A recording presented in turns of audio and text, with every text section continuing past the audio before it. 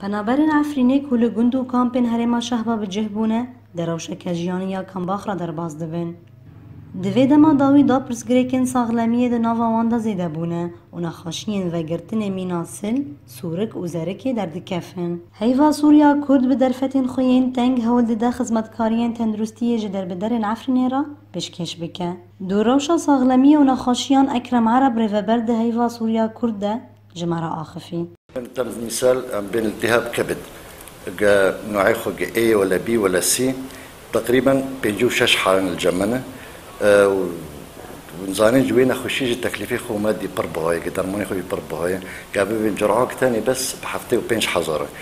كان خوشي جدا مثلا ديسو المرض بر انتشار دبي ديسو كرقم مبدئي تشل وحشت حالة سل نخوشي سل الجمنة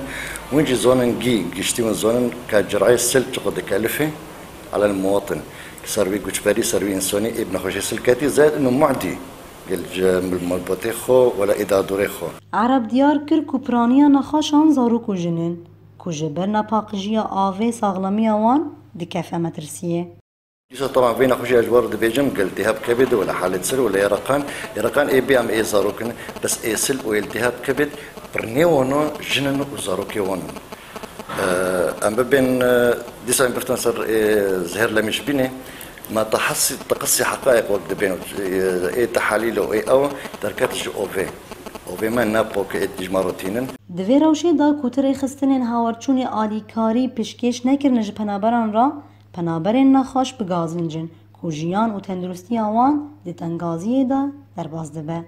یعنی ویکل قانون نرند و بس بنره باروی و خیمه دو سر نیلون بن نیلون دیگه چه نه گرم به و نه حرارت به و نه آخ به و نه فلان این ولی مرا که بمره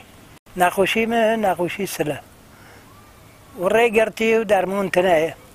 ما اکی چوگم اکی بیمچه و نخوشی که کده اره قد شكل فرقي تعبانة جينا خوشان أوف تببي واقو ناس صحية جاوي فر يعني قد شكتهم ناخوش نادرمون تببي واكي أوي هاي واقصة تنا درمون والله بهر حالات تعبانة هالساكا أنو نفسي ليوجي تعبان بيا وفيرو نكو قوم دركاتيا والتابي رافكو وسنجي كندجي التهاب قصبات درمان جی کما تنه. تفی دورکتن آوانج جه اوارن خواه گرما هاوین دور پیچ کرن و قلسیا خدمتکاریان پنابرن عفرنی لکامپین هرما شهبا هاتنه پشت گه کرن و با آلوزین ساغلمیه را روبرومانه. نوروز رشو دنگ امریکا شهبا.